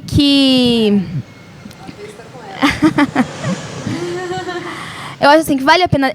Eu não sei se ficar parado, tipo assim, vou tirar um sabático para pensar o que eu vou fazer na minha vida. Porque se for assim, às vezes a gente tem que tomar decisões. Assim, é uma coisa que eu falo muito pro Eric, né? A gente conversa sobre decisões na vida. Eu aprendi cobrindo carreira que as melhores decisões são aquelas que você toma tempo, que pensando sobre elas. Só que chega uma hora, você tem que tomar decisão. E nem que erre, depois tem que mudar. Eu acho que isso talvez diminuir a pressão de que agora você vai escolher o que você vai ser pro resto da vida. Dá chance das pessoas voltarem atrás depois e falar, não era isso. Exatamente. E tá tudo bem, não vou morrer porque fiz um ano e abandonei a faculdade. Sim. Pri. Bom, a gente tem uma interação aqui da plateia. no A plateia quadrante, tá conversando entre si. no quadrante norte aqui, Eles vai estão levar fazendo microfone. um comitê pra ver quem vai falar. É. Vou apresentar o Eric. Vou virar a câmera pra ele. É bem sobre essa questão de tiro no escuro. Uma coisa que eu tenho pensado recentemente, que eu acho que talvez seja interessante, é quando o adolescente está pensando na primeira carreira, ele pensar em algo menos específico e algo mais que de repente tem a ver com ou pegar o seu perfil. ADM, exemplo, por eu isso gosto todo mundo de- faz ADM. Sim. Ou uma coisa assim, por exemplo, eu gosto de escrever, eu gosto de ler. Então, de repente, eu não sei exatamente se eu quero jornalismo, se é jornalismo, mas se eu faço um tipo de faculdade do tipo letras ou do tipo essas que são mais faculdades Sim. como letra, pedagogia, que são mais gerais, eu posso depois me especializar mais em uma pós, né? Porque isso a pós hoje já é muito mais realidade do que era a graduação no Sim. nosso tempo, né? Então, acho que talvez essa geração já devia pensar nessa realidade de duas faculdades. A primeira para algo mais geral e uma Sim. segunda mais específico, né? Sim, sim. E uma terceira, por que não? Eu acho que a questão é... Pronto, agora eu me senti... Porque você já tem quantas faculdades? Uma, né? Eu também tenho só E uma pós, pronto. Eu também, não terminei a pós ainda. Mas eu acho que é esse o caminho. Eu acho que a questão é assim, você não precisa acertar de primeira. E tem uma coisa que você fala assim, mas você vai jogar fora, vai jogar no lixo. Por exemplo, tem uma amiga minha do trabalho, que ela é estagiária, e ela chama Thalita também. A gente virou muito amiga, a gente se conheceu há 6 meses, a gente grandes amigas. E a Thali, ela é bailarina. E ela fica pra mim, Thalita, mas eu amo balé e eu me sinto plena nisso. Eu gosto de dar aula de balé. Será que tem problema eu jogar fora a minha faculdade de jornalismo na USP? Eu falo pra ela, não. Eu fiquei assim, não, peraí, primeiro vamos pensar. Você quer... Aí eu voltei para aquela questão. Quais são suas aspirações? Que tipo de vida você quer ter? Você quer ter a vida do jornalista que vai ter plantão? Domingo eu tenho plantão, por exemplo. Você vai querer a vida do jornalista que às vezes tem que trabalhar mais, porque depois você tira folga, enfim. Mas você tem que trabalhar mais às vezes porque é a necessidade da carreira. Não, não quer. Então tá. Então, mas você quer... Tudo bem para você ser bailarina, se você for bailarina e você não ganhar muito dinheiro com isso? Tudo bem. Então, ótimo, vai por esse caminho. Então, talvez, assim, acho que as pessoas... Por isso, assim, que eu acho que é muito errado a gente pensar no fazer o que eu amo. Porque tem muita coisa envolvida. Tem um tipo de vida que você quer levar. E o tipo de vida que você quer levar... Então, assim... Sua personalidade. Exatamente. Então, assim... É engraçado que jornalistas, muitos são muito tímidos. E são pessoas que têm que ficar o tempo todo. Então, o jornalismo é um pouco de driblar essa coisa. Mas, assim, tem a personalidade, tem... as suas características técnicas mesmo que você tem e a realidade de mercado. Então, por exemplo, hoje o jornalismo é uma profissão que está em crise. Além da crise do país, a profissão também está em crise. Então, eu estou falando muito de jornalismo, mas tem outras profissões na vida, tá, gente? Só para vocês saberem. E outros também que estão em crise igualmente. Sim, né? Priscila? Bom, eu tenho várias perguntas. Ótimo. Eu vou começar pelo sentido de que, nessa mesma linha do adolescente, jovem, dar o tiro no escuro. Assim, eu penso que muitas vezes o jovem adolescente não tem exatamente uma experiência, não tem um contato com aquela profissão, então ele também não sabe se ele vai querer levar aquele tipo de vida. Vocês não acham que é um papel da igreja mostrar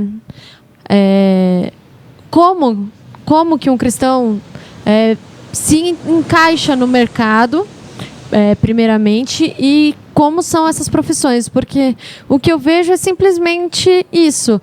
Então vamos fazer o cursinho, aí tem aqueles eventos que vão às faculdades e mostram, nossa, a sua carreira pode ser assim, essa carreira dá tanto dinheiro, etc. e tal. Então, a minha pergunta é, como que a igreja poderia se envolver, os líderes poderiam abrir essa visão de profissão para os adolescentes jovens? Acho que você já respondeu. Mas, assim, mas eu acho que isso, sem dúvida, é uma coisa assim. Na minha igreja, hoje, eu estou trabalhando no ministério, eu e o Eric, a gente está no Ministério de Jovens Profissionais na igreja, que é um projeto piloto deste ano, que a gente fez 4 eventos sobre... A gente trouxe gente para falar sobre vários assuntos relacionados à carreira. O último foi incrível, que foi inclusive um tio do Eric, um tio-avô do Eric, que foi executivo vários anos da vida dele. Ele foi executivo a vida inteira, que ele era dono da empresa, depois ele virou vice-presidente de uma grande empresa. Hoje ele é executivo ainda. Então, assim, e ele é cristão e foi extremamente... assim, eu conheci num almoço e conversar com ele 10 minutos, que é um senhor mais velho, com muito mais anos de estrada do que muitos mais anos de estrada do que eu, foi extremamente assim, para mim mudou a maneira como eu vivo o meu trabalho hoje. Eu até coloquei, ele me ensinou, eu posso até depois eu vou voltar para a sua pergunta, mas posso até compartilhar uma questão dele. Ele falou assim que todo cristão no trabalho ele tem que ser verdadeiro, transparente, eu esqueci o outro, mas verdadeiro, transparente e justo. Essas 3 coisas, isso tem que guiar o cristão. Eu até escrevi, e ele falou assim que isso guiava ele como presidente de empresa. Eu até escrevi isso, coloquei no meu computador para não esquecer disso nas minhas decisões, enfim. Mas eu acho que a igreja tem esse papel, sim, porque, novamente, da mesma maneira que a gente equipa as pessoas espiritualmente, não que eu não acho que exista divisão de o que é espiritual, o que é secular, porque assim, eu estou no mercado de trabalho, o que eu estou fazendo também tem efeitos espirituais, né? Enfim, enfim. Mas eu acho assim que a igreja também tem um pouco desse papel, principalmente líderes de adolescentes, né? Eu até tinha pensado esses dias, eu nem falei isso pro meu líder, mas eu tinha falado, gente, a gente podia fazer, a minha igreja é muito grande, né? E eu falei, nossa, tem gente toda a profissão tá lá. Sei lá, tem um menino que é do exército, tem um que é médico, tem tudo. Todas as pessoas possíveis da face da Terra estão lá. E eu falei, gente, podia fazer uma... Não da face da Terra, mas... talvez... Literalmente a Igreja Universal, entendeu? Desculpa, gente. Bem. Presidente da República tem também, tô brincando. Não, mentira, isso não tem. Mas, assim, mas é uma igreja bastante, vamos dizer... plural, assim, né? E eu sou um pouco hiperbólica, né? Eu exagero. Mas, assim, eu acho que, por exemplo, você fazer uma feira de profissões, incrível. Mas nem sempre. Algumas igrejas são pequenas. Por exemplo, uma igreja que eu era no interior. Era uma igreja de 300 pessoas. 300 pessoas.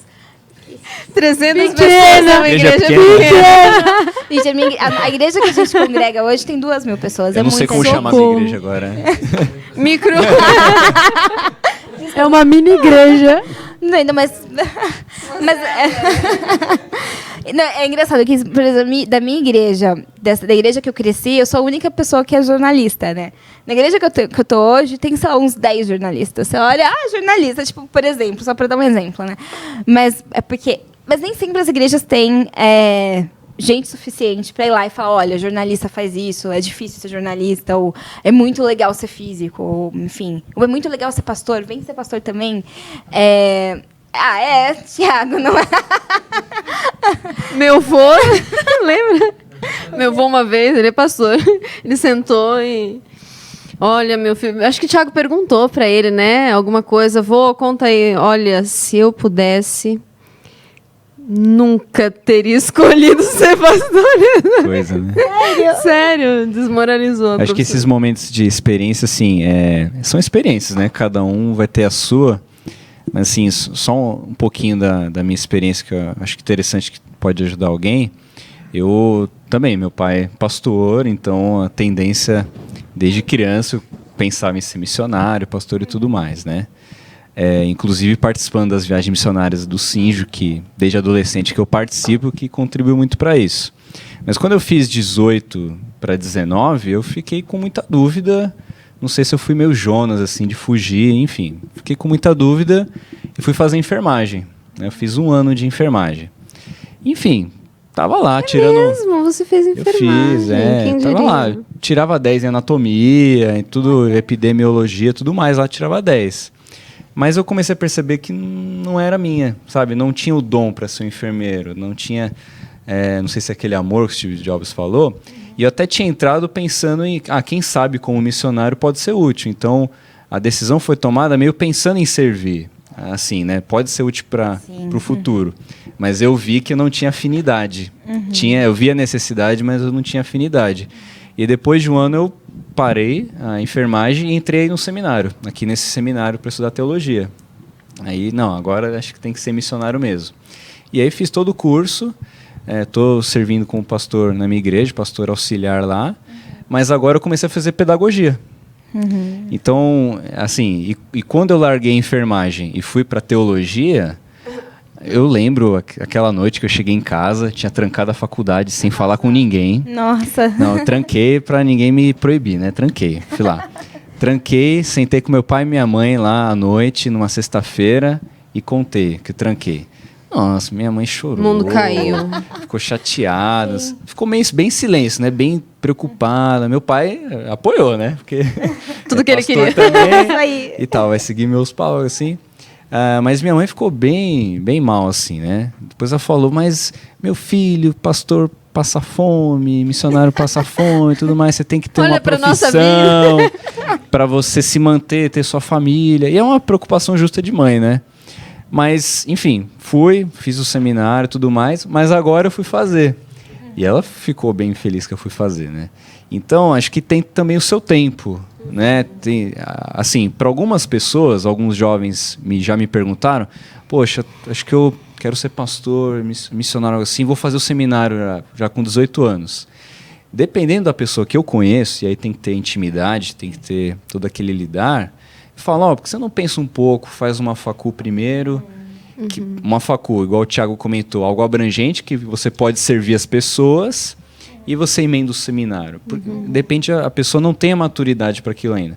Mas tem outras pessoas com 16, 17, que eu falo, já faz o seminário, porque você percebe a afinidade e a maturidade daquela pessoa. Então, por isso que eu acho interessante esses momentos da vida, né? Tem gente que vai conseguir decidir com 18, tem gente que só vai entender tem gente que vira missionário com 50, sim, 60. Eu acho que, além de dar diretrizes, eu acho que o papel da igreja é muito enfatizar a vida de intimidade com Deus, para que a pessoa esteja pronta para ouvir no sentido, né? O direcionamento de Deus, porque isso é muito diferente na vida de cada um, né, gente? Às vezes, por mais que na sua vida isso tenha dado certo, na vida do adolescente lá da sua igreja não dá para criar a fórmula mágica. É oração. Eu acho que são diretrizes, são conselhos, né, que ela falou. Aconselha, mas eu lembro, quando eu fui fazer pedagogia, o Tiago foi a única pessoa na face da terra que falou, não, se você quer fazer, faz, ué. Mas todo mundo também, ninguém gostou, eu trabalhava na prefeitura. Pedagogia, você ouviu? Pedagogia, você ouviu? Nossa, fiz audiovisual, fiz cinema. Vou dizer, você está desperdiçando a sua olhou pra minha inteligência, cara e você falou, está jogando tudo no Para que lixo. serve isso, né? Então, trabalhei 8 anos na prefeitura, chorei pra caramba porque era computador, era coisa que eu não gostava, mas depois terminei a faculdade, hoje trabalho na área da educação, mas eu acho que estar pronto para discernir a vontade de Deus, até porque você pode trabalhar 30 anos num ramo e Deus te chamar para uma coisa totalmente diferente ali na frente, né? Então, se você estiver pronto para... Senhor, vamos fazer o seguinte, o Senhor me fala, o que o Senhor quiser, eu vou e faço, quando o Senhor quiser, onde o Senhor quiser, e tudo isso é a parte mais difícil. A minha pergunta... Desculpa te cortar. Tá, eu vou falar. Então, eu acho assim, e aí eu vou voltar para aquela história da menina, da moça, da senhora que cuida do que cuida do ministério lá da igreja do Timothy Keller em Nova York. Ela poderia, imagina, recém-convertido, né? Você tá naquele primeiro amor, vou ser missionário. Você virou CEO, vai virar CEO. Você fala, não é para eu ser CEO, eu tenho que ser missionário na África. Só que pode ser que não seja a vontade de Deus. E foi intimidade com Deus que fez a diferença no caso dela. Ela virou uma presidente de empresa no Vale do Silício. E isso é cessar. E Deus queria que ela estivesse lá para salgar aquele ambiente, para ser luz, né? Enfim, mas pode fazer essa pergunta. Não, é que eu tenho uma amiga, não sou eu. Brincadeira. Não, eu queria saber, nesse sentido, tá, então a gente está falando disso, não é para sempre, a gente pode tomar uma decisão e fazer e tudo mais, e chegar naquele momento, tá, e agora? Todos vocês estão falando aí de alguma transição. Como que você lidou com a sua transição de vocação para a política e como que você aconselharia alguém a ter essa abertura e direcionamento de uma nova oportunidade, não sei, porque no meu caso estou completamente perdida. Não era sua amiga? Então, eu acho que eu vou ficar com o que ela está falando. Eu acho assim, eu vou falar, eu não mudei de carreira. Então, assim, o que eu mudei de carreira para... Foi difícil, e não foi uma coisa que eu queria. O que acontece? Eu vou contar um pouco de como que eu entrei na área de política. Eu sempre quis política, sempre achei muito legal ser política, trabalhar com política. Mas aí, com o tempo, eu fui vendo que não era o que eu queria para minha vida e... Enfim, falava assim, gente, imagina, não quero ficar cobrando impeachment. Não tinha nem impeachment naquela época, mas ninguém imaginava que isso ia acontecer, né? E eu falei, não era o que eu queria. E quando eu fui chamada para trabalhar com política, na mesma empresa, no mesmo canal, eu estava de férias, tinha acabado de voltar de um projeto missionário para o Sertão. E no projeto missionário para o Sertão, Deus tinha falado muito comigo. E eu tinha concluído que assim, meu trabalho não ia ser a coisa mais importante da minha vida. Mais. Porque já foi. E, assim, às vezes sabe? É uma luta que eu tenho diariamente, de, tipo, de conseguir conciliar a minha vida com Deus, o meu trabalho, que é muito demandante, e a minha vida pessoal, enfim, que as coisas se cruzam. Não tem mais essa divisão hoje na vida de ninguém. E eu tinha, assim, foi muito que a gente tinha ido para o Sertão, com a Juvep, para o Sertão do Pernambuco, eu não tinha acesso à internet, não tinha acesso a nada. E aí, quando eu cheguei em João Pessoa, depois de 15 dias nesse lugar, à noite, minha chefe me mandou uma mensagem no WhatsApp, falando, Thalita, o menino que cobre política saiu e você tem que ir, tudo bem? Eu lembro que eu chorei, eu não respondi ela na hora. Eu vi, acho que ela até viu que eu tinha visto, eu não respondi. Eu comecei a chorar. Eu falei, não quero. E porque, assim, eu acabei de tomar uma decisão com Deus, e, assim, isso foi em julho do ano passado, né? Eu tinha ido... Enfim, tinha feito uma outra mudança de um mês antes, enfim. Que eu estava um pouco cansada de carreira. Hoje eu tenho saudade de carreira. Mas, assim, eu estava um pouco cansada de carreira porque... Imagina 4 anos você cobrindo... Chega uma hora que você não tem mais ideia de pauta. E, assim, uma coisa que eu gosto muito é de aprender, que é uma coisa que eu estou aprendendo muito agora, né, nessa minha função. E aí, assim, eu não respondi. E eu fiquei muito chateada, porque eu falei, poxa, eu acabei de tomar uma decisão de que carreira não é tão mais importante para mim. Eu tinha até me comprometido com o pessoal da Juvep de fazer um vídeo para eles, que eu acabei não fazendo. Mas é por causa do trabalho. Até hoje eles estão esperando. Até hoje eles estão esperando. E foi muito difícil. E, assim, não foi fácil. Até porque não foi uma coisa que partiu de mim. Não foi uma coisa que eu fui lá e tomei essa decisão. Só que, até hoje, eu não sei porque eu estou em Brasil. Eu sei que eu estou aprendendo muito, está sendo muito legal. Assim, eu não sei... Se Deus, sei lá, Deus deve estar por trás de tudo isso, né? Mas, assim...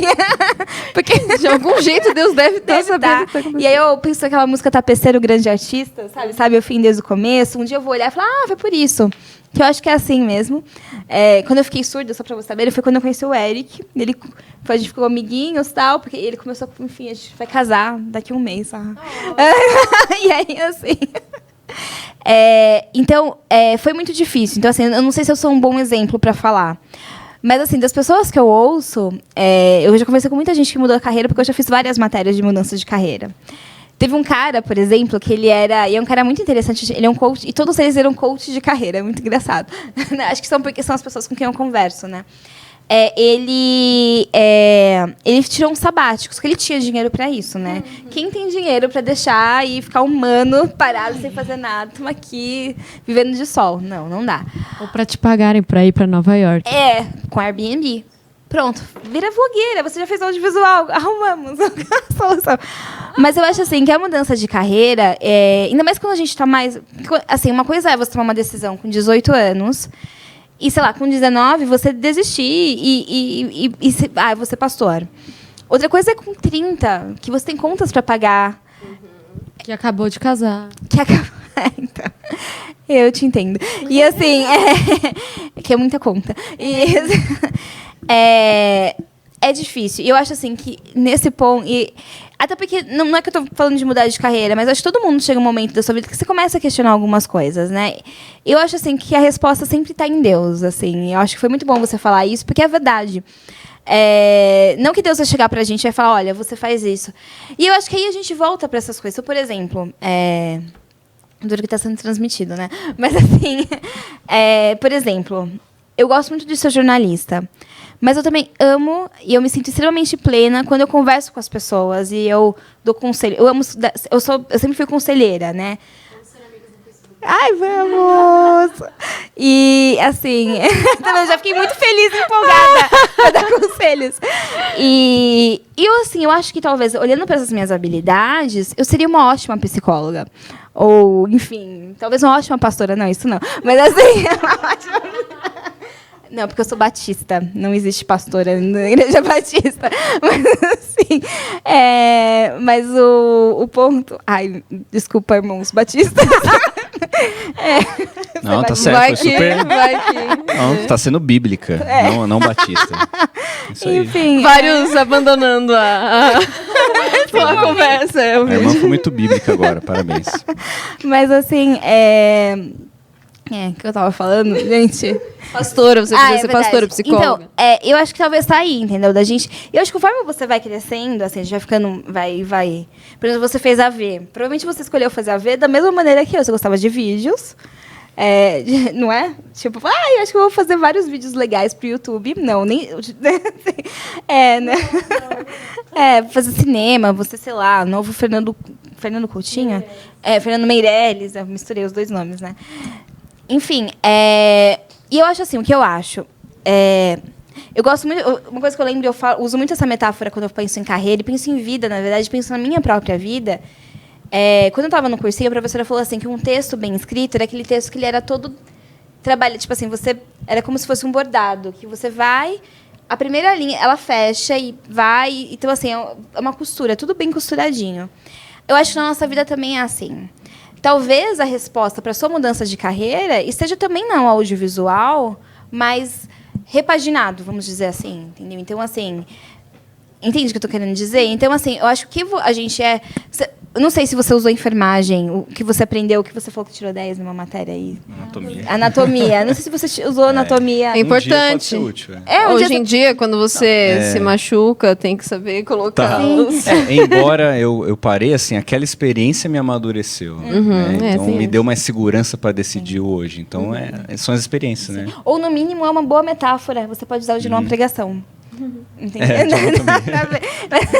Mas o que eu tô querendo dizer é assim, eu acho que tudo que a gente e Deus é muito sábio nisso, assim, a gente... Quando eu escrevo carreira, como eu trabalho, né, assim, mesmo meu livro é um livro secular, não tá escrito Jesus lá no meio, não tem versículo lá no meio. Já deu tempo, né? Não? Ah, tá. Mas, assim, a gente também tem que pensar que a nossa vida está nas mãos de Deus. Eu acho que isso é muito... A gente tem que tomar decisões, não dá pra gente ficar também... Por isso eu falo assim, que a gente tem que atirar no escuro e vamos, sabe? Porque às vezes, assim... porque a gente não pode ficar parado, né? Não dá pra ficar assim, tipo... Paralisei e não vou viver mais, que eu não sei o que fazer da minha vida. A gente tem que ir, mas crendo que Deus está do nosso lado e que tudo bem, se a gente errar, a gente vai voltar pro plumo em algum momento. E essas experiências...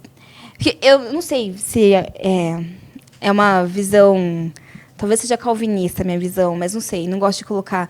Mas, assim, porque eu não gosto de colocar... De rotular. De rotular. Mas, assim, eu acho que Deus tem um plano para a vida de cada pessoa. E por isso que Ele criou. Deus sabe fazer textos, vamos dizer assim, muito bem feitos, né? E eu acho assim que você está nesse momento de transição de carreira. Tem um motivo para você estar nesse momento de transição de carreira, e eu tenho certeza que você não vai jogar fora, vai jogar no lixo nenhuma das experiências que você viveu. Exatamente. Joia.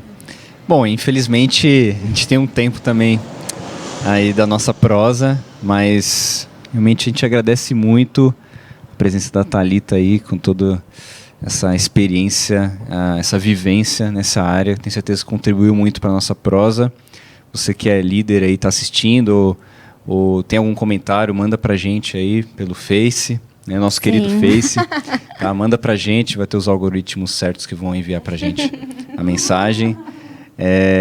Então, a gente agradece muito. Se alguém quiser fazer alguma pergunta para você, alguma dúvida, você tem um e-mail que você pode deixar? Sim, sim, claro. É o thalita.abrantes@gmail.com.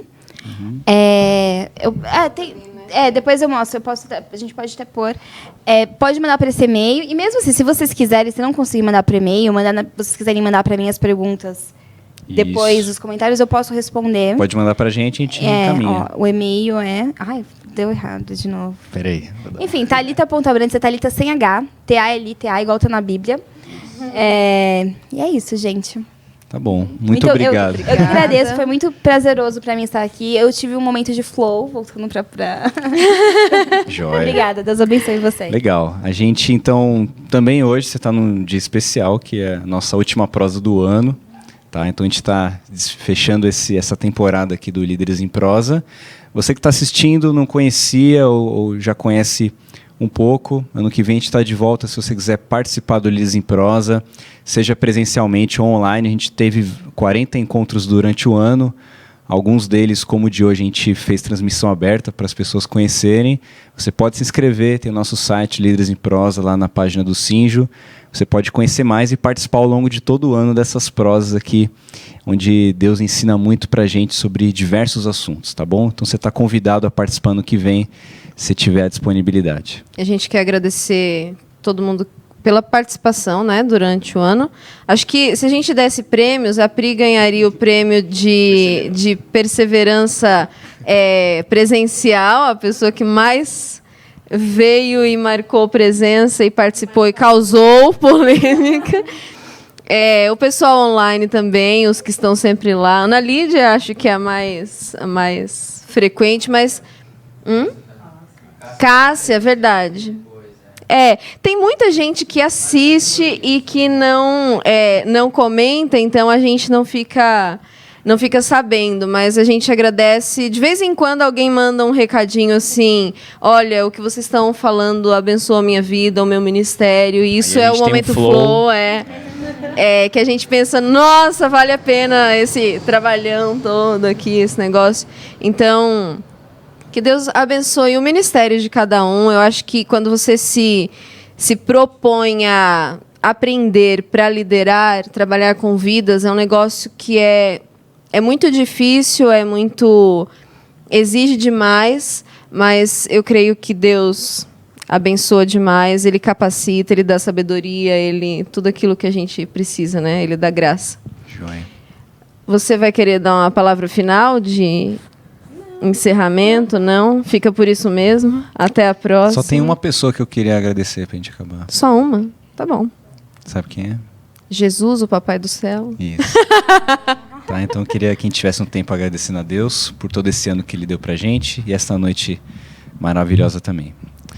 Então, Deus, a gente agradece muito porque é só pelo Senhor que a gente pode ter momentos como esse, e momentos onde aprendemos, onde percebemos os nossos erros, as nossas dificuldades, conhecemos desafios também a cumprir, ó Deus. E durante esse ano aqui no Líderes em Prosa, a gente falou sobre muitos assuntos, muitos temas que estão em Sua Palavra, e a gente agradece por tudo que aprendemos. E o nosso desejo é que o que conversamos aqui, o que ensinamos, o que conversamos, possa abençoar os líderes de jovens e adolescentes que têm assistido, e que possa abençoar igrejas, ó Deus, esse é o nosso desejo, que as igrejas cresçam para a Tua glória, cumpram o seu papel em suas comunidades, ó Deus, cada uma delas do seu jeito, sejam igrejas com muitas pessoas ou com poucas, ó Pai, que o Senhor abençoe nossas igrejas para que cresçam e compartilhem do amor do Senhor, ó Pai, esse é o nosso desejo, e dentro do possível, o nosso desejo é que a gente possa cumprir o nosso papel no grande reino do Senhor, na nossa vocação, na nossa profissão, seja ela qual for, ó Deus, que o Senhor mostre aos que estão assistindo, aqueles que estão com dúvida, que possam entender o que o Senhor quer para eles e fazer com a maior alegria e amor ao Senhor, ó Pai. Então, obrigado por mais essa noite aqui de aprendizado, e precisamos de Ti, precisamos da Tua palavra, do Teu ensino a cada dia, a cada ano, ó Deus. Então, nesse ano que está terminando, que o Senhor nos mostre o que precisamos melhorar e mudar para Te servir ainda mais em 2016, ó Deus. Então, obrigado pela presença da Thalita, pela vida dela, por como ela tem aí se envolvido na profissão dela e feito a diferença. Que o Senhor a abençoe, que ela continue, através da profissão dela, abençoando outras pessoas, ó Deus. Obrigado por todos que estão aqui e nós agradecemos ao Senhor por tudo. Amém. Amém. Amém. Boa noite, pessoal. Valeu. Até ano que vem. não se acanhiça, chegue pra dentro, se ajeite. Comadre passou um cafezinho, aceite. Se assente aqui mesmo, deite na rede. A casa é modesta, de gente honesta, e sua visita nos é prazerosa. Sinta-se em casa enquanto trocamos um dedo de prosa.